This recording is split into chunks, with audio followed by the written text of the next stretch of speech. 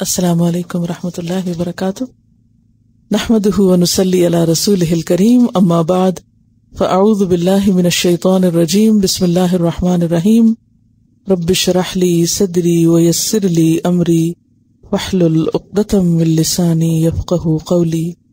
آج 51 سے تفسیر۔ یا ایھا الذین آمنوا، اے لوگو جو ایمان لائے ہو، عام خطاب ہے سب ایمان والوں سے۔ لا تتخذوا، نہ تم بناؤ، الیہود والنصارى، یہود اور نصارہ کو کیا نہ بناؤ، اولیاء، دلی دوست۔ اولیاء کس کی جمع ہے؟ ولی کی، اور ولایت قرب کو کہتے ہیں۔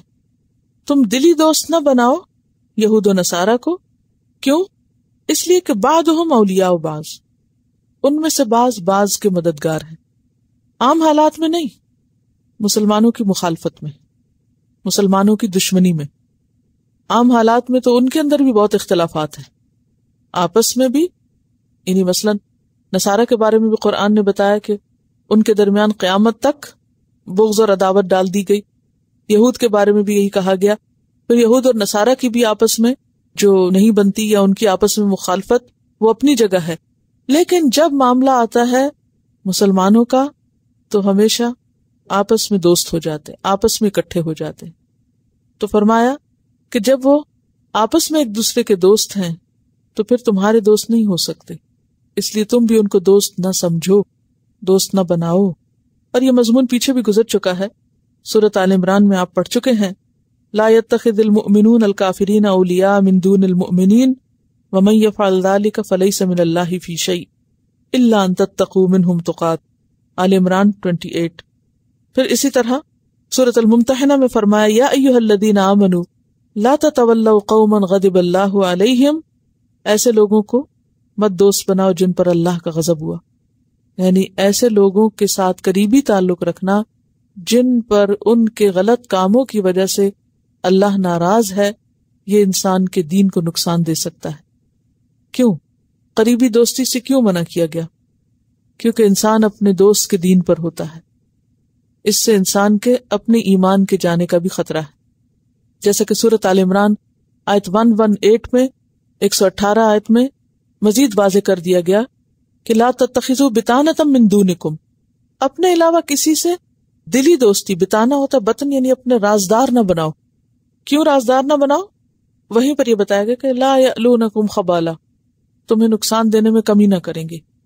اور نقصان سے مراد خاص طور پر دین کا نقصان ہے کہ تم پھر اپنے دین کو حقیر سمجھنے لگو گے، اپنے دین پر جمو گے نہیں، دین پر قائم نہ رہو گے۔ اور یہ ایک حقیقت ہے نا، عام طور پر لوگ دین سے کب منحرف ہوتے ہیں؟ جب وہ غیروں سے متاثر ہوتے ہیں، ان کے افکار سے، ان کے خیالات سے، ان کی سوچوں سے، ان کی ویلیوز سے، اس سے جب مروب ہوتے ہیں تو پھر اپنا دین اور دین والے اور اپنی ویلیوز حقیر نظر آتی ہیں۔ اور پیچھے کیا بات ہوئی کہ اللہ سے بڑھ کر فیصلہ، طریقہ یا حکم یا احکامات کس کے اچھے ہو سکتے ہیں؟ تو اللہ کے فیصلوں کو انسان یا اللہ کے احکامات کو کب قبول نہیں کرتا؟ جب اس کے مقابلے میں وہ کسی اور چیز کو زیادہ بہتر سمجھتا ہے۔ اور کسی اور چیز کو بہتر کب سمجھتا ہے؟ جب انسان اس سے متاثر ہوتا ہے، انسان اپنے دوست کے دین پر ہوتا ہے۔ تو ایسی دوستی کہ جس سے اپنا دین حقیر لگے اور ان کے دین کی محبت دل میں بس جائے، تو یہ پھر انسان کے ایمان کے منافی ہے اور انسان کی عاقبت کے لیے سخت نقصان دہ ہے۔ لیکن عام طور پر جو تعلقات ہیں، احترام انسانیت ہے، یعنی کسی کا احترام کرنا انسان ہونے کے ناطے، خواہ وہ کسی بھی دین اور مذہب سے تعلق رکھتا ہو، انسانی ہمدردی، خیر خواہی، وہ سب سے کی جائے گی، سب کا بھلا سوچیں، کیونکہ اگر آپ خیر خواہ نہیں ہوگے تو ان کو صحیح رستے پہ لائیں گے کیسے؟ تو اس میں یہ نہیں منع کیا گیا کہ آپ ان کی خیر خواہی نہ چاہیں یا ان کی بھلائی نہ چاہیں یا ان کا احترام نہ کریں یا ان کی کسی معاملے میں مدد نہ کریں یا ان کی ضروریات کو پورا نہ کریں۔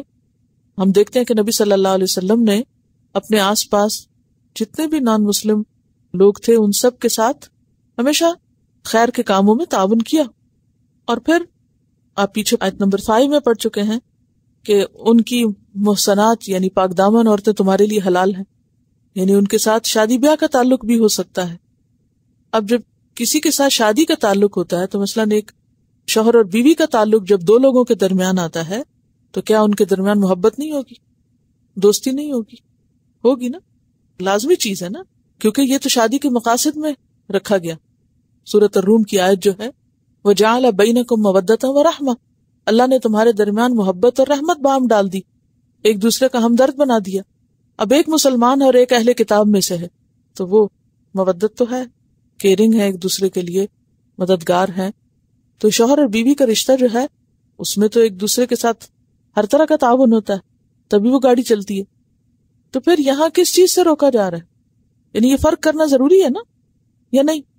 یہاں کسی سوشل بائیکاٹ کے لیے نہیں کہا جا رہا، یہ کسی بھی قسم کے تعلق سے نہیں روکا جا رہا. یہاں اس تعلق سے روکا جا رہا ہے جو تمہارے دین پر اثر انداز ہو، جس سے تمہاری عاقبت کے بگڑنے کا اندیشہ ہو، جس سے تم ان کو اپنا ایسا ہمراز بناؤ کہ جس سے مسلمانوں کی وحدت یا مسلمانوں کی جو عزت یا شان و شوکت ہے اس کو نقصان پہنچے. جہاں تک عام انسانی تعلقات ہیں کہ آپ کے نیبرز ہیں یا آپ کے ساتھ ایک جگہ آپ کام کرتے ہیں یا ان کے ساتھ خرید و فروخت کے معاملات ہیں یا لین دین کے ہیں یا کسی بھی حیثیت میں آجر و اجیر کے ہیں، تو ایسی صورتوں میں ان کے ساتھ اچھا سلوک کرنا، ان کی بھلائی چاہنا، ان کی مدد کرنا، ان کی تکلیف میں ان کے کام آنا، یہ تمام چیزیں یعنی ان سے منع نہیں کیا گیا. تو فرق پتہ چل گیا کس سے منع کیا گیا. ولایت کا دیکھیں لفظ جو ہے نا، ولی کے کئی معنی ہوتے ہیں. ولی کا معنی گہرا دوست بھی ہوتا ہے، ولی کا معنی حمایتی بھی ہوتا ہے، مددگار بھی ہوتا ہے. ٹھیک ہے، مددگار کا معنی بھی ہوتا ہے ولی کا. تو اگر ہم یوں کہیں کہ ان کو اپنا مددگار نہ سمجھو تو یہ ایک حقیقت ہے، کیونکہ حالات اور واقعات کیا بتاتے ہیں کہ وہ مسلمانوں کے حقیقی مددگار نہیں ہو سکتے. اگر آپ کسی ایسے شخص پہ بھروسہ کر رہے ہیں کہ جو وقت آنے پر ساتھ چھوڑ دے تو پھر آپ کو پہلے سے محتاط رہنا چاہیے. وَمَن يَتَوَلَّهُم مِّنكُمْ، اور جو کوئی ان کے ساتھ دوستی کرے گا، عام ترجمہ اس کا یہ بنتا ہے منکم، تم میں سے، فَإِنَّهُ مِنْهُمْ، تو وہ انہی میں سے، وہ انہی میں شمار ہوگا. اب آپ پھر یاد رکھیں کہ دوستی سے مراد عام روزمرہ کا میل جول، آنا جانا یہ نہیں ہے. آپ دیکھیں کہ حضرت عائشہ کے پاس وہ ایک یہودی عورت آئی اور اس نے عذاب قبر سے متعلق بات کی آپ سے. پھر اسی طرح یہودی آپ کے گھر بھی آتے تھے، جب ایک موقع پر آئے اور انہوں نے السلام علیکم کہا. آپ کی محفلوں میں آتے تھے، آپ ان کے ہاں بھی جاتے تھے. آپ کو معلوم ہے کہ خیبر کی فتح کے موقع پر جب یہود نے دعوت کی تھی آپ کی، جس میں زہر آلود بکری آپ کے سامنے رکھی گئی تھی، تو اس سے کیا پتہ چلتا ہے کہ آپ ان کے دسترخوان پر کھانا بھی کھا لیتے تھے. تو یعنی کہ باہم مل جل کے کھانا اگر حلال ہو تو کہیں اکٹھے کھا بھی سکتے ہیں. شادی بیاہ پر بھی ایک دوسرے کو انوائٹ کر سکتے ہیں. بچے کی پیدائش کا موقع ہے، کوئی بھی کسی بھی قسم کی خوشی کا موقع ہے تو اگر نیبرز ہیں یا کام پر ہیں تو ایک دوسرے کے ساتھ تعلقات رکھے جا سکتے، کیونکہ اگر آپ تعلقات رکھیں گے نہیں تو آپ ان کو اسلام کی دعوت کہاں سے دیں گے. تو اس سے نہیں منع کیا گیا.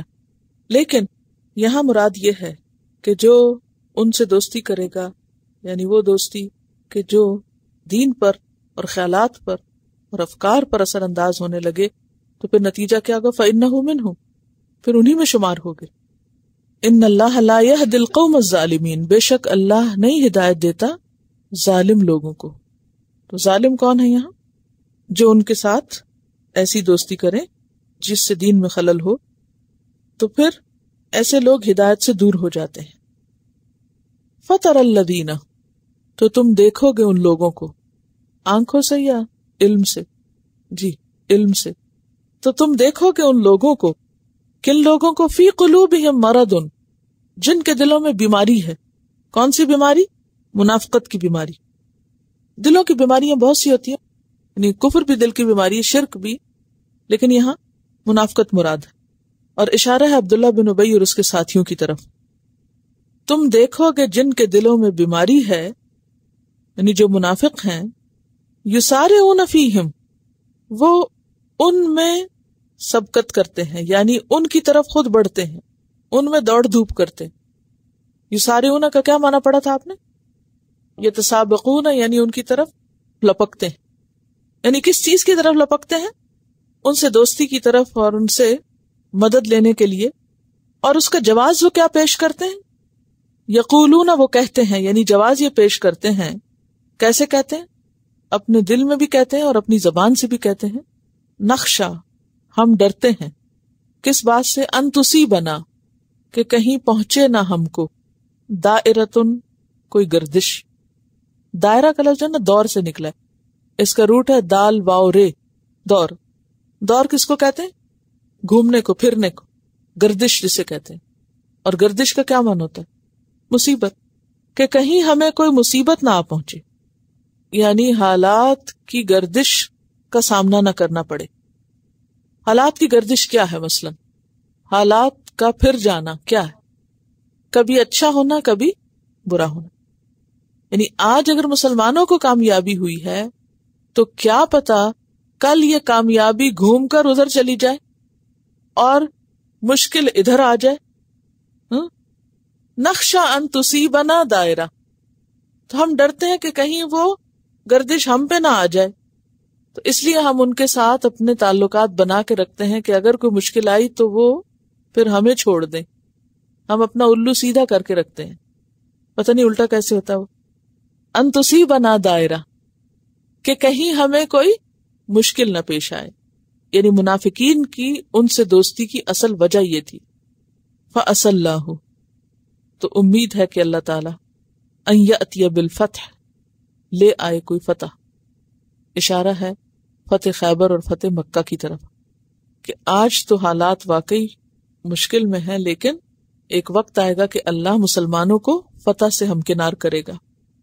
یا اس سے مراد کوئی بھی فتح ہو سکتی ہے، ہر دور کے لیے نا. یہ آیت او امر من عندہ یا کوئی فیصلہ اس کے پاس سے. امر کس کو کہتے ہیں؟ فیصلہ یا حکم. یا اللہ کی طرف سے کوئی اور حکم آ جائے، کوئی اور بات آ جائے. اور وہ کون سا حکم ہے؟ کس بات کا حکم؟ ان کی رسوائی کا حکم، ان کی ذلت کا حکم. فیصبحوا تو ہو جائیں. کون؟ یہ منافق. علی ما اسروا اوپر اس کے جو انہوں نے چھپا رکھا تھا. کیا؟ منافقت. کہاں؟ فی انفسہم اپنے دلوں میں. یا اور کیا چھپا رکھا تھا؟ دشمنی وغیرہ. تو وہ کیا ہو جائے؟ نادمین نادم ہو جائے. نادم کس کو کہتے ہیں؟ شرمندہ. تو اس آیت سے کیا پتہ چلتا ہے؟ نمبر 1 یہود و نصارہ سے ایسی دوستی جس سے دین میں خلل آئے وہ منافقت کی علامت ہے. یعنی وہ دوستی جس سے منع کیا گیا ہے ویسی دوستی کرنا منافقین کی صفت ہے. کیونکہ اوپر کیا بتایا گیا کہ جن کے دلوں میں بیماری ہے، منافقت ہے، وہ کیا کرتے ہیں؟ ان کی طرف دوڑ دوڑ کے لپکتے ہیں. اور اس کی وجہ کیا ہے کہ ان کا بندوں پہ توکل زیادہ ہے اور اللہ پہ توکل کم ہے. کیونکہ اگر اللہ پہ توکل ہوتا تو وہ اصولوں پہ جمے رہتے، اللہ کے حکم کی پابندی کرتے، اور قریب ہے کہ اللہ کی طرف سے پھر انہیں فتح نصیب ہو، یعنی دنیاوی کامیابی بھی. اور پھر یہ بھی پتہ چلتا ہے کہ منافقت کہیں نہ کہیں کھل کے ضرور رہتی ہے. او امر من عنده فیصبحوا علی ما اسروا فی انفسہم نادمین کہ منافقت کے کھلنے پر پھر وہ نادم ہو کر رہ جائیں گے. یا جب مسلمانوں کو فتح ہوگی تو اس وقت وہ شرمندہ ہوں گے کہ ہم نے ماضی میں کیوں نہ سچے دل سے مسلمانوں سے دوستی کی، اللہ کے احکامات کی پابندی کی. اور کیا بات پتہ چلتی ہے یہاں؟ انسان اپنے ہی دل کی حالت پہ کب شرمندہ ہوتا ہے؟ اس آیت کے علاوہ ویسے بھی آپ بتائیے کہ ندامت کب ہوتی ہے انسان کو؟ ندامت کسے کہتے ہیں؟ شرمندگی کب ہوتی؟ جب انسان کو اپنی غلطی خود نظر آنے لگے اور وہ اس پر ریگریٹ کر رہا ہو. تو یہاں کس بات پہ شرمندگی ہو سکتی ہے ان کو؟ اپنے غلط عمل پر. دیکھیے شرمندگی ہوتی ہے انسان کو اپنی کسی غلطی پر جس کا احساس ہو جائے، اپنے کسی قصور پر، اپنی کسی حماقت پر، اپنی کسی زیادتی پر جو ماضی میں کی ہو. اگر آپ اس کو یوں دیکھیں نا کہ اسی دور میں چلے جائیں اور تھوڑا امیجن کریں کہ ایک طرف مسلمان ہیں، سچے مسلمان جن کی مادی حالت، معاشی حالت بہت کمزور ہے، کوئی ان کو اہمیت نہیں دیتا، کوئی ان کی قدر نہیں کرتا. اور دوسری طرف کون ہے؟ مسلمانوں کے دشمن جن میں یہود بھی. اور آپ کو معلوم ہے کہ یہود مدینہ کے کون تھے؟ مالدار ترین لوگ تھے، جن کے پاس اسلحہ بنانے کے کارخانے بھی تھے اور کھجوروں کے باغات بھی تھے، یعنی صنعت اور زراعت دونوں میں بہت آگے تھے، انڈسٹری بھی تھی اور زمینیں بھی تھی، بڑے بڑے قلعے بنا رکھے تھے، اپنے انتظامات انہوں نے خوب مضبوط کر رکھے تھے، دنیاوی لحاظ سے وہ کیا تھے؟ اسٹرانگ پوزیشن میں تھے۔ اب آپ دیکھیے کہ منافقین جو ہیں وہ بیچ میں ہیں، ایک طرف دیکھتے ہیں کہ یہ مسلمان جنگ بدر میں کامیاب ہو گئے اور اتنا مال غنیمت لے آئے، دوسری طرف دیکھتے ہیں کہ یہود کی پوزیشن بڑی اسٹرانگ ہے، تو وہ کیا کرتے ہیں؟ ان کو بھی راضی رکھنے کی کوشش کرتے ہیں، ان کو بھی راضی رکھنے کی، بین بین۔ تو اسلام کا اظہار اسی لیے کیا ہوا تھا کہ اگر یہ کامیاب ہو گئے تو ہم کہیں گے اس کامیابی میں ہمیں بھی حصہ دو، ہم بھی تمہارے ساتھی تھے، اور اگر خدا نخواستہ ان کو نہیں کامیابی ہوتی تو کم از کم ادھر اتنے تعلق تو اچھے رکھیں، ان سے بھی بنا کے رکھی بھی ہو، یعنی بگاڑے نہیں، تاکہ پھر اگر ادھر سے کوئی فائدہ ملے تو فوراً ادھر لپک جائیں۔ تھالی کا بینگن کو تھالی میں رکھیں تو وہ ایک جگہ نہیں ٹکتا، کبھی ادھر الٹے گا کبھی ادھر الٹے گا، اس کا اپنا کوئی سٹینڈنگ نہیں۔ تو منافقین بھی اسی قسم کے ہوتے ہیں کہ جو ادھر فائدہ دیکھا تو ادھر الٹ گئے، ادھر دیکھا تو ادھر الٹ گئے، ادھر آئے تو کہا ہم تمہارے ساتھ ہیں، ادھر گئے تو کہا ہم تمہارے ساتھ ہیں۔ یہ دراصل کون لوگ ہوتے ہیں؟ جو اصول کے نہیں مفادات کے بندے ہوتے ہیں، جو اصولوں پر زندگی نہیں بسر کرتے بلکہ وہ ہر وقت یہ دیکھتے ہیں کہ ان کا فائدہ کدھر کو ہے، کس سے بنانے میں فائدہ ہے، وہ سب کو راضی رکھنے کی کوشش کرتے ہیں، نہ وہ ان کے ہیں نہ ان کے ہیں، وہ کس کے ہیں؟ صرف اپنے ہیں۔ یہ چھوٹی سی دنیاوی اعتبار سے مثال دے رہی ہیں کہ ان کی ملاقات کچھ لوگوں سے ہوئی جنہوں نے کینیڈا کی امیگریشن لی تھی اور اس کے بعد وہ امریکہ کی امیگریشن کے لیے کوشاں تھے۔ انہوں نے کہا کہ بھی جب ایک ملک میں آ گئے تو اب آپ کو وہاں کی کیا ضرورت ہے؟ کہا نہیں کوئی پتہ نہیں کہ اگر یہاں حالات خراب ہوئے تو وہاں چلے جائیں گے۔ وہ تو چلے دنیاوی لحاظ سے انہوں نے اپنا ایک بچاؤ کر کے رکھا ہوا، لیکن جب معاملہ دین اور دنیا کے بیچ میں ہو تو یہ ورسٹ صورتحال ہے، بدترین چیز ہے کہ جب دین سے کوئی فائدہ ہو تو دیندار بن گئے، اور اگر دین کی وجہ سے کوئی نقصان آنے لگے تو دنیا دار بن گئے، دوسروں کو خوش کر لیا۔ یہاں یہ سچویشن، یعنی وہ سچویشن ٹھیک ہے دنیاوی اعتبار سے کوئی بہت اچھی نہیں کہ آپ کسی کے لیے بھی لائل نہیں ہیں، کسی کی بھی وفادار نہیں ہے، وہ ایک الگ بات ہے، وہ تو دنیا داری ہے، وہ قابل معافی ہے، لیکن یہ جو صورتحال ہے یہ ناقابل معافی ہے کہ جب دین اور دنیا دائیں بائیں ہوں، ایک ہاتھ میں دین اور ایک میں دنیا ہے، تو آپ کسی بھی مشکل میں سب سے پہلے کیا چھوڑنے والے ہو؟ دین چھوڑنے والے ہو۔ یہ ایسے لوگوں کا کردار بیان کیا جا رہا ہے کہ جو دنیاوی فائدوں کی خاطر ہی دین لیتے ہیں اور دنیاوی فائدوں کی خاطر ہی دین چھوڑ دیتے ہیں۔ ان کے سامنے آخرت نہیں ہوتی، کیونکہ اگر آخرت ہوتی تو پھر کیا ہوتا؟ چاہے نقصان ہوتا چاہے فائدہ ہوتا، وہ دین نہ چھوڑتے، جیسے صحابہ کرام تھے، اور خصوصاً انصار مدینہ کی جو بیعت عقبہ ثانیہ آپ نے پڑھی، اس میں کیا پڑھا تھا کہ ہم ہر حال میں آپ کا ساتھ دیں گے اور ہم اسی طرح آپ کا دفاع کریں گے جیسے اپنے بچوں کا کرتے ہیں۔ اپنے بچوں کا دفاع انسان کس طرح کرتا ہے؟ اپنے بچوں کے لیے انسان کیسے معاملہ کرتا ہے کہ جب اگر بچوں سے کوئی فائدہ حاصل ہو رہا ہو تو پھر تو وہ ان کو پڑھائے لکھائے اور ان کا کچھ کرے، اور اگر دیکھے کہ بچے بات نہیں مانتے تو کہے اب ہمیں تمہیں کچھ بھی نہیں دینا۔ نہیں، ہر حال میں کرتا ہے نا انسان۔ تو جس طرح اپنے بچوں کے ساتھ سنجیدہ محبت ہوتی انسان کو، یعنی بچوں کے ساتھ انسان کو مفاد پرستی پر مبنی محبت نہیں ہوتی، بچے ستائیں بھی تو ماں باپ کیا کرتے؟ پھر بھی ان سے محبت کرتے، وہ فائدہ دیں تب بھی کرتے ہیں، وہ نقصان دیں تب بھی کرتے ہیں، وہ کہا مانے تب بھی پیار کرتے ہیں، وہ نہ مانے تب بھی ان کے لیے تڑپتے ہیں۔ ہاں، تو اسی طرح سچے مومن کون ہوتے ہیں؟ جو ہر حال میں، چاہے اللہ کی طرف سے کوئی فائدہ پہنچے یا کوئی پریشانی آ جائے، ہر حال میں وہ اللہ کے لیے وفادار ہیں۔ ان کی محبت ایک سنجیدہ محبت ہے جو خواہشات پر نہیں بلکہ اصول پر مبنی ہے۔ اللہ سے محبت کوئی جذباتی محبت نہیں ہوتی کہ کوئی چیز مل گئی تو کہا یا اللہ تو بہت اچھا ہے، اور اگر کوئی تکلیف ہوئی تو کہا یا اللہ میرے ساتھ یہ تو نے کیوں کیا، فوراً شکموں پر اتر آئے۔ ایسے لوگ اپنے دین میں سنجیدہ نہیں ہوتے۔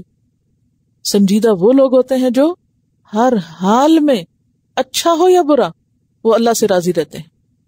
وَيَقُولُ الَّذِينَ آمَنُوا، اور کہیں گے وہ لوگ جو ایمان لائے، یعنی جب اللہ کی فتح سامنے آئے گی تو کہیں گے اہؤلاء، کیا یہی ہیں وہ لوگ، یعنی تعجب سے کہیں گے، اقسموا باللہ، جنہوں نے قسمیں کھائی اللہ کی، جہد ایمانہم، اپنی پکی قسمیں. جہد کا لفظ جو ہے توانائی کے لیے بھی استعمال ہوتا ہے، پکی قسمیں. انہم لمعکم، کہ بے شک وہ تمہارے ساتھ ہیں.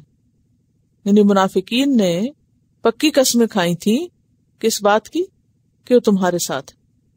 فرمایا وہ تمہارے ساتھ نہیں ہو سکتے، اس لیے کہ حبطت اعمالہم، ان کے اعمال ضائع ہو گئے. اور حبطہ کا کیا معنی ہوتا ہے؟ جانور کا زیادہ چارہ کھا کے پیٹ پھٹنا، مر جانا، کھا کھا کے مرنا. تو حبطت یعنی ضائع ہو گئے، یعنی ان کی کوششیں ضائع ہو گئی. کھانا کس لیے ہوتا ہے؟ طاقت حاصل کرنے کے لیے، لیکن کچھ لوگوں کے لیے کھانا پینا موت کا سامان پیدا کر دیتا ہے. تو ان کا کھایا پیا کیا ہوا؟ انہی کے لیے ہلاکت کا سبب بن گیا. تو حبطت اعمالہم، انسان اچھے عمل کس لیے کرتا ہے؟ تاکہ اس کی نجات ہو، آخرت میں اجر ملے. لیکن اگر اجر کی بجائے کیا ملے؟ ہلاکت، تو پھر عمل ضائع ہو گئے نا. فاصبحوا خاسرین، تو وہ ہو گئے خاسرین. دنیا میں یا آخرت میں؟ دونوں میں.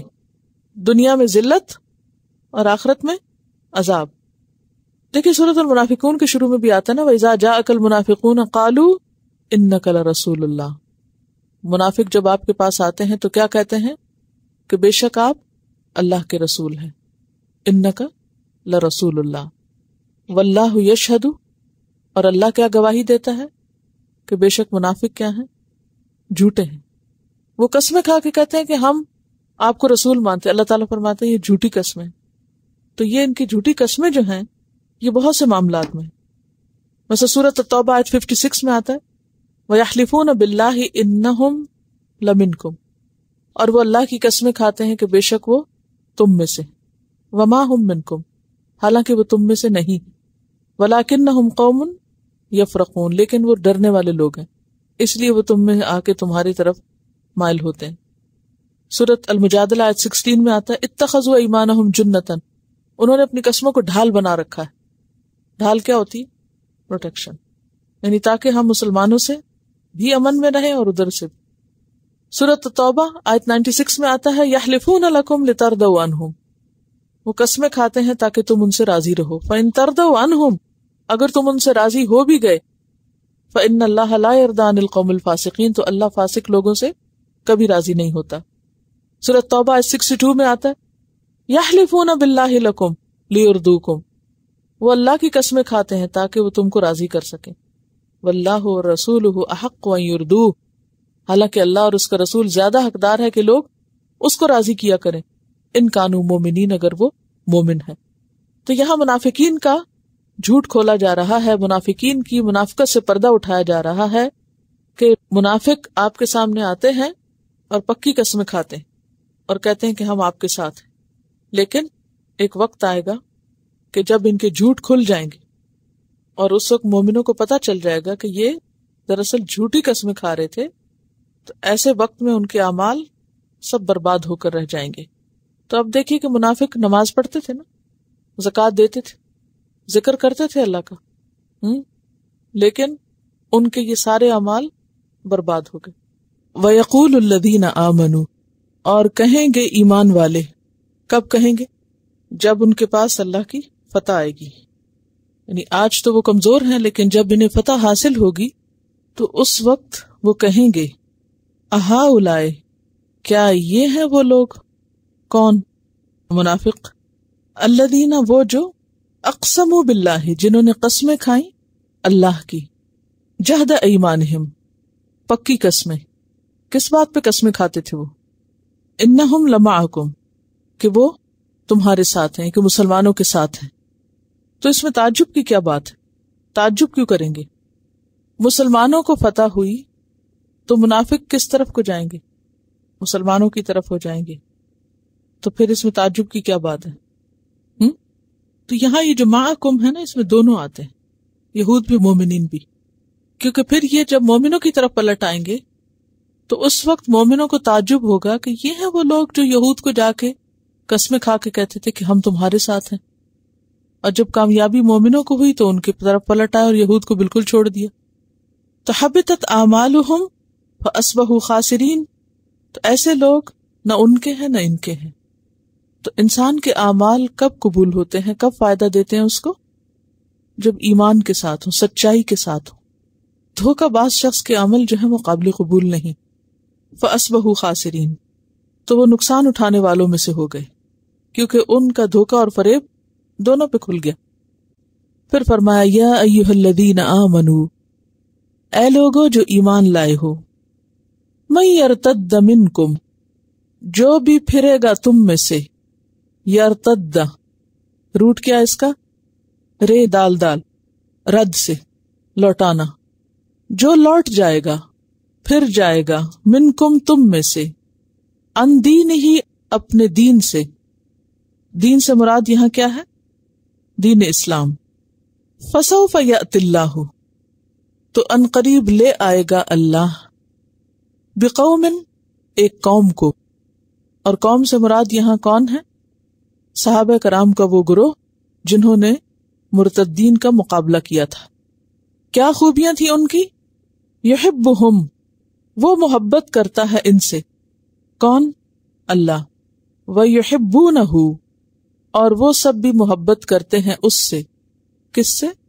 اللہ سے. اور کیا خوبی ہے اس گروہ کی؟ اذلۃ, اذلہ ذلیل کی جمع ہے, یا ذلول کی نرم دل, کمزور, مہربان, نرم خو. نرم دل ہیں, عاجزی اختیار کرنے والے ہیں. علی المومنین, مومنوں کے مقابلے پر. مومنوں کے ساتھ معاملہ ہو تو ان کے ساتھ نرم دلی کا اور تواضع کا معاملہ کرتے ہیں. اعزتن, اعزہ عزیز کی جمع ہے. اعزتن زبردست ہیں, علی الکافرین, کافروں کے مقابلے میں. تو کیا مراد ہے کہ جب مومنوں کے سامنے ہوتے ہیں تو نرم دل ہوتے ہیں, اور جب کفار کے سامنے ہوتے ہیں تو زبردست ہوتے ہیں. شدید سے مراد یہاں بد اخلاق نہیں, بلکہ شدید سے مراد ہے طاقتور, یعنی اپنی قوت کا مظاہرہ کرنے والے. اور کیا خوبی ہے ان کی؟ یجاہدون فی سبیل اللہ, وہ جہاد کرتے ہیں اللہ کے راستے میں. اور جہاد کا کیا معنی ہوتا ہے؟ کسی مقصد کے حصول کے لیے بھرپور کوشش. بھرپور کوشش کس کام کے لیے؟ مقصد کے حصول کے لیے. تو یجاہدون کس میں کوشش ہے ان کی؟ فی سبیل اللہ, اللہ کے راستے میں. اللہ کا راستہ کون سا ہے؟ دین اسلام. راستہ کیا کرتا ہے؟ منزل تک پہنچاتا ہے. تو اللہ کا راستہ کون سا ہے جو کہاں پہنچاتا ہے؟ اللہ تک. آپ کہتے ہیں نا کہ مثلا ٹورانٹو کا راستہ, تو کیا مانا ہوگا؟ وہ راستہ جو کہاں پہنچائے؟ ٹورانٹو. تو جب کہیں گے سبیل اللہ تو وہ راستہ جو اللہ تک پہنچائے. ٹھیک ہے. اور وہ راستہ بنایا بھی کس نے؟ اللہ نے. اللہ نے خود بتایا یجاہدون فی سبیل اللہ, وہ اللہ کے راستے میں جہاد کرتے ہیں, پوری پوری کوشش کرتے ہیں. یعنی ہر وہ کام کرتے ہیں جس سے وہ اللہ کے قریب ہو سکیں, اللہ کو راضی کر سکیں, اور وہ اللہ ہی کی خاطر کرتے ہیں. ولا یخافون, اور کیا صفت ہے ان کی؟ اور نہیں وہ ڈرتے. کس سے؟ لومتا, ملامت سے. اور لومتا جو ہے یہ نکرہ ہے, یعنی کسی بھی ملامت سے. لائم, ملامت کرنے والے کی. ملامت کرنے والے کی ملامت سے نہیں ڈرتے. اور لائمن کیا ہے؟ نکرہ. فاعل ہے, فاعل کے وزن پر نکرہ ہے. تو نکرہ کے اندر کیا معنی پایا جاتا ہے؟ یعنی کوئی بھی, اینی ون, خواہ کوئی دوست ہو یا کوئی دشمن ہو, کوئی بھی جو ملامت کرنے والا ہو اس کی ملامت سے نہیں ڈرتے. ذالک فضل اللہ, یہ اللہ کا فضل ہے. کون سا؟ یہ 4 صفات, یہ خوبیاں جس کے اندر ہوں اس پر کیا ہے؟ اللہ کا فضل ہے. یؤتیہ من یشاء, دیتا ہے جس کو وہ چاہتا ہے. اور اس کی مشیت کس پر مبنی؟ حکمت پر, کہ اس کو پتا ہے کہ کون اہل ہے, کس کو دینا چاہیے. جیسے اللہ تعالیٰ پیغمبروں کو چن لیتا نا، اللہ چنتا ہے، اسی طرح بندوں میں سے بھی وہ چن لیتا ہے بندوں کو اپنے کام کے لیے. تو اس قوم کو بھی اللہ نے چن لیا اور ان کوالٹیز کی بنا پر چنے گئے. اور پھر یاد رکھیے کہ ہر آیت کا ایک ظاہر ہوتا ہے اور ایک باطن ہوتا ہے. ہر آیت کا ایک اس کے خاص کانٹیکسٹ میں معنی ہوتا ہے اور پھر اس کے بعد اس میں ہمارے لیے سبق ہوتا ہے. تو یہ ان پر اللہ کا فضل تھا. کیا صرف انہی کے لیے خاص تھا یا کسی اور پر بھی ہو سکتا ہے؟ جو بھی چاہے، جو بھی طلب رکھے، جو بھی ان صفات کو اختیار کرے، اس پر بھی اللہ کا فضل ہو جائے گا. واللہ واسع علیم، اسی لیے فرمایا کہ اللہ وسعت والا ہے. یعنی یہ صفات، یہ نعمت یا یہ فضل اس نے صرف ان کے لیے نہیں رکھا، اس کے خزانے تو وسیع ہیں، تم لینے والے بنو. واسع، وسعت والا. اس کی وسعت کس معاملے میں ہے؟ علم میں، قدرت میں، ہر چیز میں، ہر صفت میں وسعت ہے اس کی. اور یہاں علیم ان کا لفظ استعمال کیا گیا کہ علیم کون ہے؟ علم والا. تو اللہ تعالی علم میں وسعت والا بھی ہے اور باقی ہر معاملے میں بھی. اور ربنا وسعت کل شیء رحمتا و علما، قرآن پاک میں آتا ہے نا کہ رب تو اپنے علم اور رحمت کے ساتھ، یعنی تیری رحمت اور علم بہت وسیع ہے. تو جو اور مانگے، جو اور چاہے، اس کو بھی اللہ تعالیٰ عطا کر سکتا ہے. تو اس آیت سے ہمیں کیا پتہ چلتا ہے؟ ایمان والوں کو تنبیہ کی جا رہی، ابھارا جا رہا ہے، انکریج کیا جا رہا ہے کہ تم جو کچھ کر رہے ہو اس پہ جمے رہو. اگر تم اپنے دین سے پھر گئے، اور دین سے پھرنا دو طرح کا ہوتا ہے. دین سے پھرنا اصل میں کیا ہے؟ کفر اختیار کرنا. اور کفر کی دو بڑی قسمیں کیا ہیں؟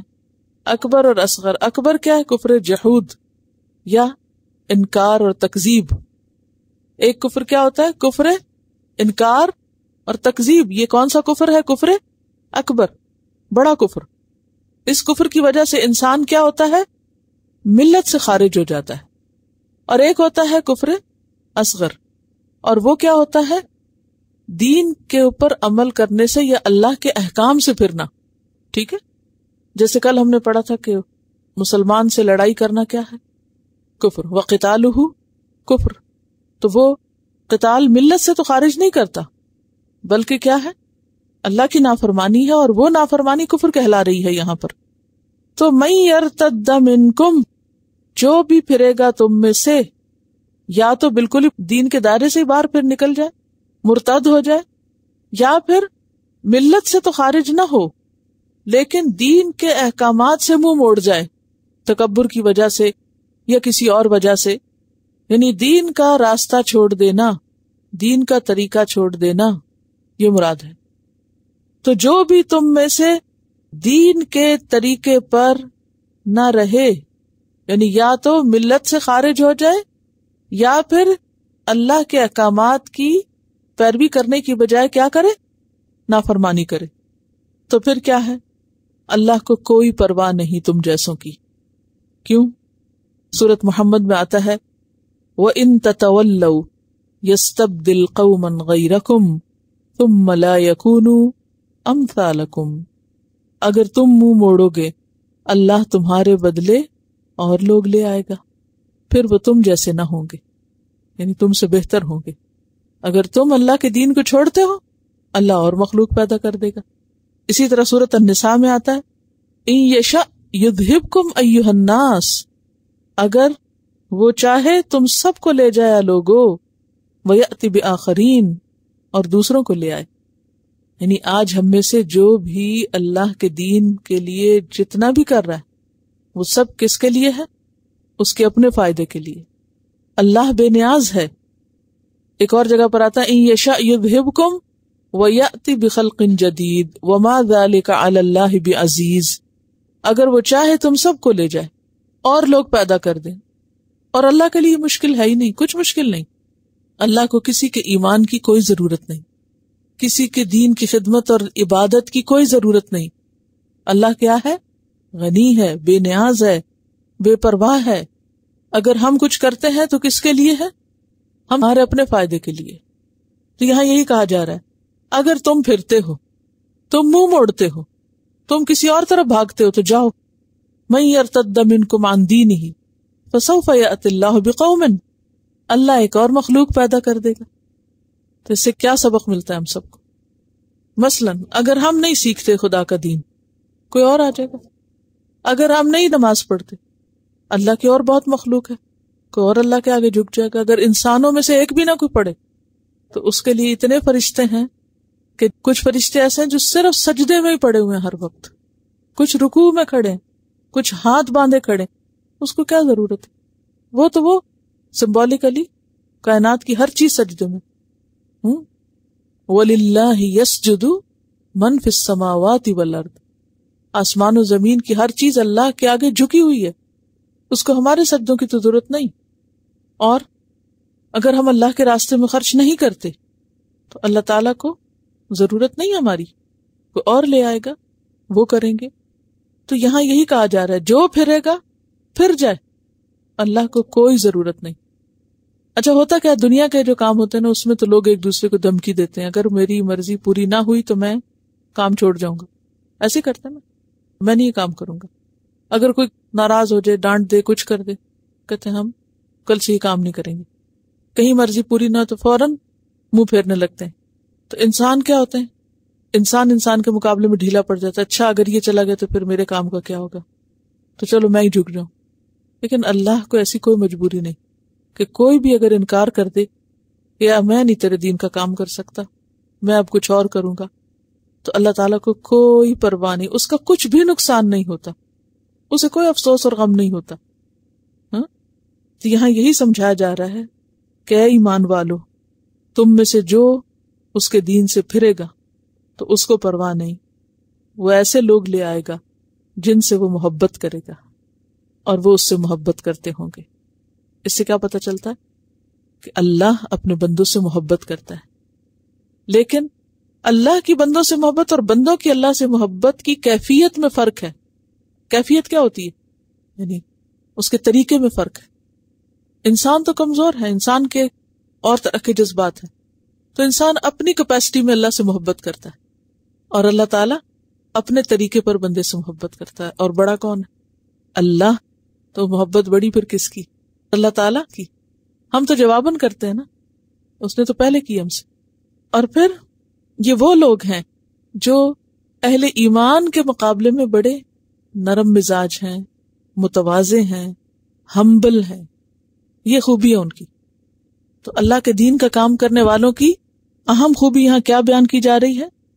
مومنوں کی اہم خوبی رحماء بینہم، آپس میں ایک دوسرے پر مہربان ہیں، شفیق ہیں.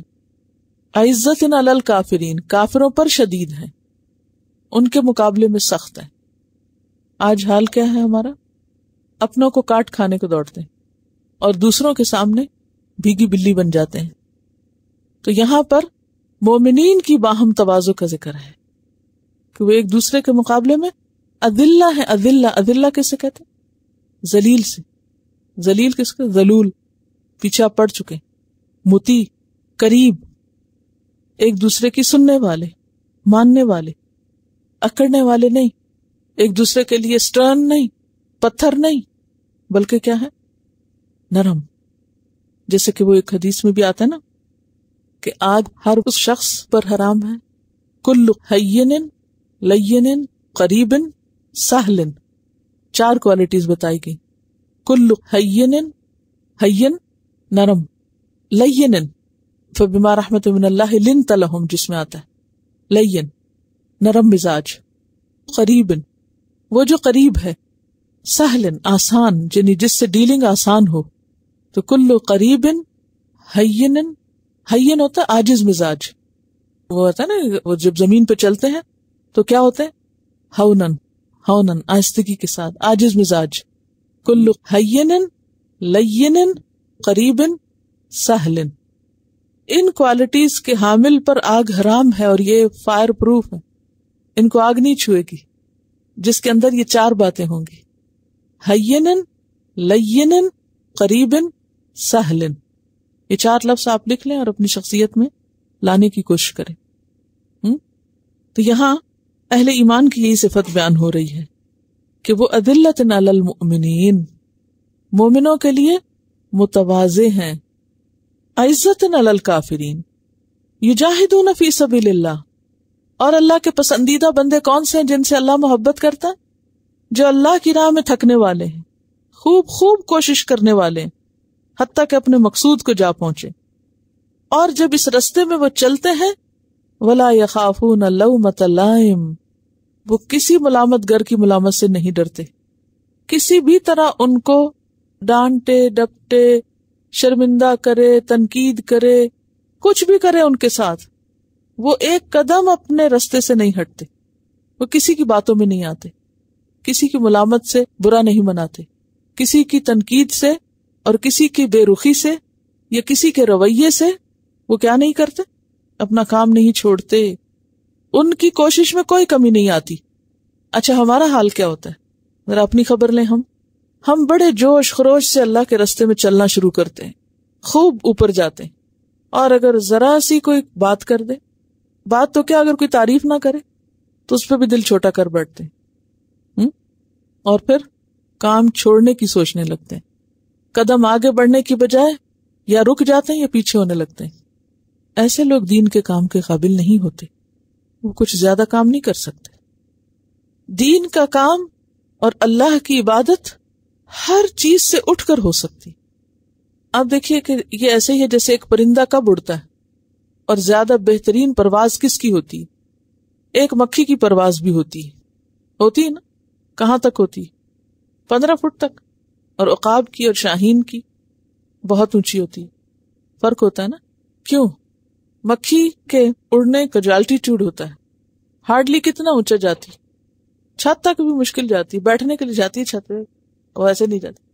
لیکن آپ دیکھیں کہ جو بہترین اڑان ہوتی وہ اونچے جا کے ہوتی. جب تک انسان چھوٹی چھوٹی چیزوں پہ گرتا رہے، مکھی کیا ہوتا ہے ہر گندگی پہ جا گرتی، اس کی نظر نیچے ہوتی، اوپر نہیں ہوتی. تو اڑان بھی ویسی ہوتی ہے.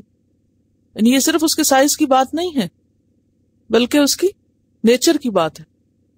تو جو لوگ دنیا کی لالچ میں گرفتار ہوتے ہیں اور ہر چھوٹے چھوٹے فائدے پہ گرنے والے ہوتے ہیں، ان کی اڑان اونچی نہیں ہو سکتی. جو ہر چھوٹی چھوٹی بات کو مائنڈ کرنے والے ہوتے ہیں، چھوٹی چھوٹی باتوں پہ فلیئر اپ ہو جاتے ہیں.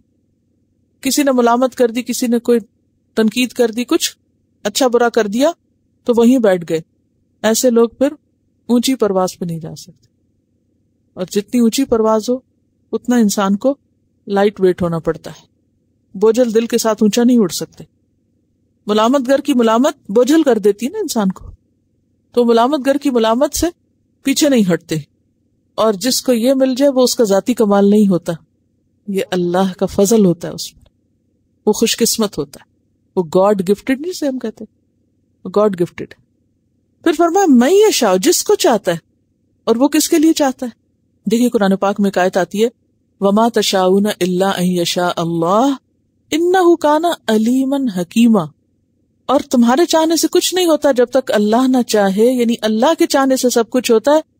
إِنَّهُ كَانَ عَلِيمًا، کیونکہ وہ علم والا، حکیمًا حکمت والا ہے. گویا اس کا چاہنا کس پر مبنی ہے؟ علم پر اور حکمت پر.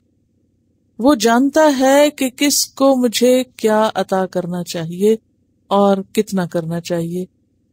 چونکہ علم اور حکمت اس کے پاس ہے، لہٰذا پھر فیصلہ بھی اسی کا چلتا ہے.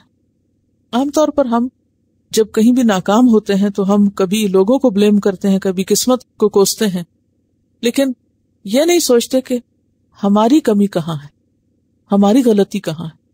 تو سب سے پہلی چیز کیا سیکھی اس سے آپ نے؟ مَن یرتد منکم عن دینہ، کہ دین سے پھرنا میرے لیے نقصان دہ، کسی اور کے لیے نہیں. دین سے بھاگنا، چاہے دین کے سیکھنے سے یا سکھانے سے یا عبادت سے یا دین کے کسی بھی کام سے، خواہ وہ ہماری ذاتی زندگی سے متعلق ہو یا اجتماعی زندگی سے متعلق ہو. تو اللہ کا کام کہیں رکا نہیں رہتا، ایک جاتا ہے اور ایک اور آ جاتا ہے. یعنی اس آیت میں جو بنیادی سبق ہے سیکھنے کا وہ کیا ہے کہ دین پر استقامت انسان کے اپنے فائدے میں، اور اللہ کا محبوب بننے کے لیے 6 صفات کا ہونا ضروری. یعنی مومنوں کے 6 اوصاف کا ذکر ہے یہاں. تو کیا ہے وہ 6 اوصاف؟ سب سے پہلے صفت یحبہم، اللہ محبت کرتا ہے ان سے. دوسری صفت، اللہ سے محبت کرتے ہیں وہ. ٹھیک ہے. اور تیسری بات، اللہ والوں سے محبت کرتے ہیں. وَيُحِبُّونَهُ، اللہ سے محبت کرتے ہیں. اور أَذِلَّةٍ عَلَى الْمُؤْمِنِينَ میں اللہ والوں سے محبت کرتے ہیں. ان کے لیے نرم دل ہوتے ہیں، ایک دوسرے کا احترام کرتے ہیں، ایک دوسرے کی بات سنتے ہیں. اور چوتھی، عزت علی الکافرین، اور یجاہدون فی سبیل اللہ. یجاہدون فی سبیل اللہ کہہ کے آپ کے ذہن میں کیا سوچ آ رہی کہ کیسے ہوتے ہیں وہ مومن؟ یعنی اللہ کی رضا کے لیے انتھک کوشش کرنے والے ہوتے ہیں. جہاد کا کیا معنی میں نے بتایا، کسی مقصد کے حصول کے لیے پوری کوشش، بھرپور کوشش، فعال کے وزن پر ہے جہاد، اور یہ اللہ کے راستے میں کرتے ہیں. اور کیا صفت ہے ان کی؟ لوگوں کی ملامت سے بالا ہوتے ہیں، یعنی لوگوں کی تنقید ان پر اثر نہیں کرتی. اب اپنے آپ کو پرکھیں ان صفات میں کہاں کھڑے ہیں. پہلی بات بتائی کہ اللہ کی محبت کا جائزہ لیجئے. پھر یہ ہے کہ کیا اللہ کی محبت ہر چیز سے بڑھ کر ہے؟ اصل بات یہ ہے کہ یہ یاد رکھیے کہ اللہ کی محبت دنیا کی کسی بھی چیز کی محبت سے بالکل مختلف ایکسپیرینس ہے. اس کو کسی مثال سے نہیں بیان کیا جا سکتا. کہ اگر کوئی آپ سے یہ پوچھے کہ کیسی ہوتی ہے اللہ کی محبت، تو آپ اسے ایکسپلین نہیں کر سکتے. اسی لیے دعا مانگے گی نا کہ اللہ میرے دل میں تو اپنی محبت ہر چیز سے بڑھ کر دے، حتیٰ کہ ٹھنڈے پانی سے بھی زیادہ. من الماء البارد، ٹھنڈے پانی سے بھی بڑھ کے تو مجھے اپنی محبت دے. کیونکہ جب ایک شخص پیاسا ہوتا ہے نا تو کیا چاہتا ہے؟ ٹھنڈا پانی. تو ایک جسم کی پیاس ہوتی ہے اور ایک روح کی پیاس ہوتی ہے، روح کی بے چینی ہوتی ہے. تو روح کی بے چینی میں جو سکون دینے والی چیز ہے وہ کیا ہے؟ اللہ کی محبت. اور اس کو صرف وہی جانتا ہے جس کو اس کا تجربہ ہو، جو اس سے گزرا ہو. جب تک انسان اس کیفیت سے دوچار نہ ہو، اسے بیان نہیں کر سکتا، اس کو جان بھی نہیں سکتا، محسوس بھی نہیں کر سکتا، پہچان بھی نہیں سکتا. باقی سارے کام اسی پر بیس کرتے ہیں. مومنوں کے لیے بھی وہی نرم دل ہوگا جسے اللہ سے واقعی سچی محبت ہوگی. کیوں؟ دیکھیں نا، جب آپ کو اللہ سے پیار ہے نا، آپ کو انکنڈیشنلی ہر وہ بندہ اچھا لگے گا جو اللہ سے محبت رکھتا ہوگا، یا اللہ کو مانتا ہوگا، یا یہ کہ اللہ کی اطاعت کرنے والا ہوگا، یا کسی بھی طرح اللہ کے دین سے متعلق ہوگا. پھر نفرتیں نہیں ہو سکتی، پھر بغض نہیں ہو سکتے، حسد نہیں ہو سکتے، منفی قسم کے مقابلے بازیاں نہیں ہو سکتی. یہ کب ہوتی ہیں؟ جب اللہ سے نہیں اپنی ذات سے محبت ہوتی ہے. اور ہم سیلف ڈسپشن کا شکار ہوتے ہیں. ہوتی اپنی ذات سے محبت ہے اور اسے بیان کیا کرتے ہیں کہ اللہ سے محبت ہے ہمیں. اللہ سے محبت کرنے والوں کی کچھ علامتیں ہوتی ہیں، اور ان علامتوں میں پہلی علامت اذلۃ علی المؤمنین ہوتی ہے. دیکھیے، انسان کو جس سے محبت ہوتی ہے نا، اس کی ہر چیز سے محبت ہوتی ہے. کوئی اگر آپ کو یہ کہے مجھے آپ سے تو بہت محبت ہے مگر آپ کے بچے مجھے بالکل اچھے نہیں لگتے، تو آپ کیا کہیں گے؟ کہ مجھے بھی تم سے بہت محبت. آپ کہیں گے آپ اپنی محبت سنبھال کے رکھیں، اگر تمہیں میرے بچوں سے محبت نہیں تو میری محبت بھی جھوٹی ہے، یا نہیں؟ تو کسی سے محبت کا تقاضا کیا ہے کہ اس کی ہر چیز سے محبت ہو. تو اللہ سے محبت کا تقاضا کیا ہے کہ ہمیں کس کس چیز سے محبت ہو؟ اللہ کے پیغمبر سے، سارے پیغمبروں سے، اللہ کی طرف بڑھنے والے سارے بندوں سے، اللہ کی کتاب سے، نماز سے، ہر اس کام سے جو ہمیں اللہ کی محبت کے قریب کرنے والا ہو. اس لیے اذلۃ علی المؤمنین خود بخود یہ صفت ان کے اندر آتی. پھر آپ دیکھیے کہ جس چیز سے محبت ہوتی ہے انسان کو، انسان اس کے پیچھے دوڑتا ہے. اسی دوڑنے کا نام جہاد ہے. یجاہدون فی سبیل اللہ، اللہ کے راستے میں دوڑ. اب دیکھیے، امیجن کیجئے نا، اب ہر ایک کا تصور فرق ہوگا کہ وہ پہاڑی کے اوپر کوئی چیز ہے جس سے آپ محبت کرتے ہیں، مثلا مادی معنوں میں اگر دیکھیں تو آپ کیا کریں گے؟ کوئی بھی شخص جس چیز سے محبت کرتا ہو اس کو پانے کے لیے ساری سیڑھیاں چڑھ جائے گا، سارے پہاڑ چڑھ جائے گا. کیا محبت مشکل سے مشکل ترین سفر نہیں کرواتی انسان سے؟ مثلا حج کا سفر آسان تو نہیں ہوتا نا، لیکن محبت کا سفر ہوتا ہے. اس لیے کیا کرتا ہے انسان؟ خوشی سے پیسے جمع کرتے ہیں نا. آپ یہ تھوڑی کہتے ہیں ہائے اب مجھے حج کے لیے پیسے جمع کرنے پڑیں گے. کوئی بھی نہیں ایسے کہتا. جب حج کے لیے پیسے جمع کرتے ہیں تو کس دل سے کرتے ہیں؟ مجبوری کے مارے؟ نہیں تو خوشی سے کرتے ہیں کہ حج کریں گے. پھر سفر جب کرتے ہیں تو وہ سفر بھی چاہے مشکل ہو لیکن اس میں خوشی ہوتی. وہاں کتنی مشقتیں ہوتی. کوئی یہ نہیں کہتا کہ اچھا میں پھر نہیں جاؤں گا حج پہ. یہ کہہ رہی کہ جس طرح ماؤنٹین کلائمبرز ہوتے ہیں، اگر کوئی ماؤنٹ ایوریسٹ کی چوٹی پہ چڑھنا چاہتا ہے تو وہ پھر کیا کرتے ہیں؟ ہر طرح کے خطرات بھی مول لینے کو تیار ہوتے ہیں اور ہر طرح کی کوشش اور محنت بھی کرتے ہیں. فزیکلی، مینٹلی ہر مشکل کا سامنا کرنے کے لیے اپنے آپ کو ذہنی طور پہ تیار رکھتے ہیں اور ان کو پتا ہوتا ہے کہ یہ راستہ موت کا راستہ ہے، اور مرتے بھی ہیں. اکثر آپ نے دیکھو کہ ایسی مہمات کم ہی کامیاب ہوتی ہیں، سروائیورز کم ہوتے ہیں. لیکن کیا وہ موت کا نام سن کے اپنے شوق کو ختم کر دیتے کہ نہ اس رستے میں تو موت ہے، چھوڑو یہ شوق؟ نہیں، وہ نہیں چھوڑتے. کسی بھی کھیل کا شوقین، کسی بھی چیز کا شوقین، کسی بھی چیز سے محبت کرنے والا بھوک پیاس ہر چیز کے ساتھ اس چیز کو پانے کی طلب کرے گا اور اس تک پہنچے گا. تو لازمی نتیجہ کیا آتا ہے؟ یجاہدون فی سبیل اللہ. پھر وہ بیٹھ نہیں سکتے، انہیں چین نہیں آتا. پھر وہ انتھک محنت اور کوشش کرتے رہتے ہیں. انتھک ہر چیز چھوڑ سکتے ہیں کہ انہیں اپنے رب سے محبت ہے، لہٰذا وہ لازماً وہ رستہ اختیار کر لیتے ہیں. فی سبیل اللہ کی تعریف کیا بھی میں نے آپ کو بتائی. وہ رستہ جو اللہ کا بنایا ہوا ہے اور اللہ ہی کی طرف لے جانے والا ہے. کیونکہ رستہ کس لیے بنایا جاتا ہے؟ آپ ایسے ہی چلتے رہتے ہیں رستوں پہ، سڑکوں پہ گھومتے پھرتے رہا کریں؟ نہیں پھرتے نا. لیکن جہاں جانا ہو، چاہے رش آور ہو، پھر بھی آپ اپنی اپائنٹمنٹ پہ پہنچتے ہیں. جانا ہے، چاہے مشکل راستہ، چاہے دور ہے، چاہے تھکا دینے والا ہے. اور اگر کوئی ملامت کرتا رہے، کوئی ڈانٹے ڈپٹے کچھ کرے، ان کو کوئی اثر ہی نہیں ہوتا، انہیں برا بھی نہیں لگتا. اس راستے کی ڈانٹ بھی بری نہیں لگتی، تنقید بھی بری نہیں لگتی. اور یہ ہم سب کے لیے ایک جسے کہتے ہیں نا کہ بیرو میٹر ہے، یا ایک پیمانہ ہے، یا ایک ٹیسٹ ہے، یا کرائیٹیریا ہے. ہم سب کا دعویٰ ہمیں اللہ سے محبت ہے نا، سب کا. تو میرا سوال یہ کہ کیا پھر اللہ والوں سے بھی محبت ہے؟ اذلۃ علی المومنین ہے؟ کیا پھر اللہ کے رستے پر انتھک کوشش ہو رہی ہے کہ چاہے زخمی ہو پاؤں، چاہے کچھ ہو، چلتے ہی جانا، چلتے ہی جانا، کچھ بھی ہو چلنا ہے، کچھ بھی ہو چلنا ہے، رکنا نہیں. یہ نہیں کہ آج مشکل آئی چلو آج چھٹی کر لیں، آج دل نہیں چاہ رہا چلو آج چھوڑو. نہیں، چلتے جانا ہے. اور پھر کوئی روکے بھی تو نہیں رکنا. لا یخافون لومۃ لائم. لومۃ لائم کس لیے ہوتی ہے؟ ملامت کس لیے ہوتی ہے؟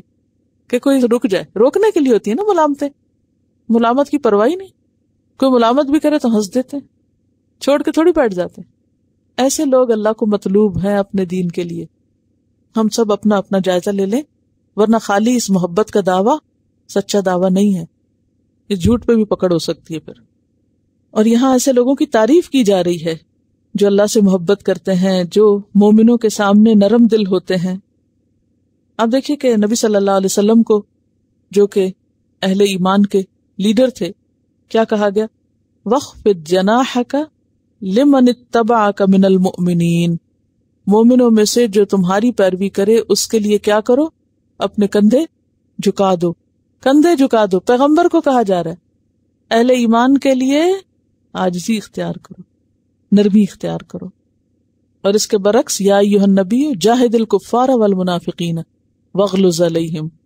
وہاں فرم ہو جاؤ. یہ نہیں کہ وہاں سے ایک ملامت سنی تو اپنا دین چھوڑ کے بیٹھ گئے. اور تاریخی اس کا پس منظر یہ ہے کہ صحابہ کرام کے بارے میں یہ آیت ہے اولاً، اور پھر اس کے بعد جو بھی اس طرح کی صفات والا ہو، کہ نبی صلی اللہ علیہ وسلم کے دور میں مرتدین ظاہر ہو گئے تھے. 3 قبائل ایسے تھے جنہوں نے دور نبوت میں ارتداد کیا تھا. ارتداد یعنی اسلام سے پھر گئے تھے. کون کون سے تھے بلا؟ مشہور ایک نام ہے مسلمہ کذاب. اس نے کیا کیا تھا؟ نبوت کا دعویٰ کر دیا تھا. اور کون تھا؟ اسود انسی. اور طلحہ، یہ 3، ٹھیک ہے، یہ دور نبوت میں ظاہر ہوئے تھے۔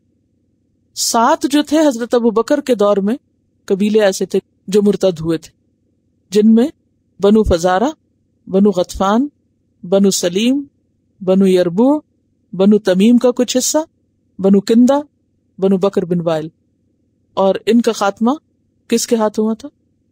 حضرت ابوبکر کے ہاتھوں، جو فوجیں انہوں نے بھیجی یا جو بھی انہوں نے کوشش کی۔ اور 3 قبائل ایسے تھے جو حضرت عمر کے دور میں مرتد ہوئے تھے۔ تو بات یہ ہے کہ اس میں اشارہ اس بات کی طرف کہ کئی لوگ مومن ہونے کے بعد بھی مرتد ہو سکتے ہیں۔ اچھا، کچھ لوگ تو ایسے نا کہ جو اسلام کے دائرے سے نکل جائیں، اور کچھ لوگ ویسے اسلام کا لبادہ اوڑھے رکھتے ہیں مگر ایک کام نہیں دین کے مطابق کرتے۔ یہ بھی ارتداد ہی کی ایک قسم، کہ ویسے مسلمان کہلانا لیکن اللہ کا ہر حکم سن کر منہ موڑ لینا، اس کو ریجیکٹ کر دینا، رد کر دینا، عمل نہ کرنا۔ پھر فرمایا انما ولیکم اللہ، بے شک تمہارا دوست تو اللہ ہے۔ پیچھے کیا کہا گیا تھا کہ لا تتخذوا اليہود والنصارى اولیاء، یہاں کیا کہا گیا کہ ان کو اولیاء نہیں بناؤ تو پھر کس کو اولیاء بناؤ؟ انما ولیکم اللہ، دوستی کے قابل تو اللہ ہے، ورسولہ، اور اس کا رسول، والذین آمنوا، اور ایمان والے۔ ایمان والوں کی شرط کیا ہے؟ الذین یقیمون الصلاۃ، یہ ہیں ایمان والے جو نماز قائم کرتے ہیں۔ یعنی خالی کسی کا ایمان کا دعویٰ کافی نہیں، اس کا ثبوت دینا ضروری ہے، اور ثبوت کہاں سے ہوگا؟ نماز سے۔ وَيُؤْتُونَ الزَّكَاةَ، اور وہ زکوٰۃ دیتے ہیں، یعنی جان مال لگاتے ہیں۔ وَهُمْ رَاكِعُونَ، اور وہ جھکے ہوئے ہیں، یعنی عاجزی اختیار کرنے والے۔ یہاں راکعون سے مراد نماز نہیں ہے، کیونکہ یقیمون الصلاۃ گزر چکا، یؤتون الزکوٰۃ گزر چکا۔ یہاں مراد ہے خاشعون، جھکنے والے، دبنے والے، عاجزی اختیار کرنے والے۔ تو اہل ایمان کی 3 خاص صفات کا یہاں ذکر ہے جو دوستی کے قابل ہیں، جن سے دلی قریبی دوستی رکھی جا سکتی ہے۔ کیا؟ جو نمازوں کی پابندی کرتے ہوں، جو زکوٰۃ کی ادائیگی پر پابند ہوں، اور جو عاجزی اختیار کرنے والے، بد مزاج اور مغرور اور اکڑنے والے اور دوسروں کے ساتھ بد اخلاقی برتنے والے، یہ اہل ایمان نہیں ہو سکتے، اہل ایمان کا شیوا نہیں ہو سکتا۔ اور یہاں آپ دیکھیں کہ اہل ایمان کی ایسے لوگوں کی کتنی فضیلت بیان ہوئی ہے کہ اللہ تعالیٰ نے اپنے ساتھ، اپنے رسول کے ساتھ ایسے لوگوں کا ذکر کیا۔ لیکن یہ کوئی آسان کام نہیں ہے، مشکل پتہ کیا ہے؟ کچھ لوگ ایک چیز لے لیتے ہیں، کچھ دوسری لے لیتے ہیں، آدھے آدھے رہتے ہیں، یہ ساری صفات کٹھی نہیں کرتے۔ کچھ لوگ نماز روزے کی پابندی نہیں کریں گے لیکن ویسے بڑے با اخلاق با ادب ہو کے ملیں گے۔ کچھ لوگ نماز وغیرہ تو خوب پڑھیں گے لیکن پھر وہ خود پسندی کا شکار ہو جاتے ہیں کہ ہم بہت اچھے کام کر رہے ہیں لہٰذا سب ہم سے کمتر ہی ہیں، تو عاجزی ختم ہو جاتی ہے ان میں۔ تو ضرورت کس بات کی کہ یہ دونوں چیزیں ساتھ ہو، اللہ کے سامنے بھی جھکنے والے اور بندوں کے ساتھ بھی مہربان۔ وَمَن يَتَوَلَّ اللَّهَ، اور جو دوستی کرے گا اللہ سے، وَرَسُولَهُ، اور اس کے رسول سے، وَالَّذِينَ آمَنُوا، اور ان لوگوں سے جو ایمان لائے، فَإِنَّ حِزْبَ اللَّهِ، تو بے شک اللہ کا گروہ، ہم الغالبون، وہ غالب آنے والے ہیں، ایسے لوگ کامیاب ہونے والے ہیں۔ تو دنیا میں بھی غلبے کے لیے کیا ضروری ہے؟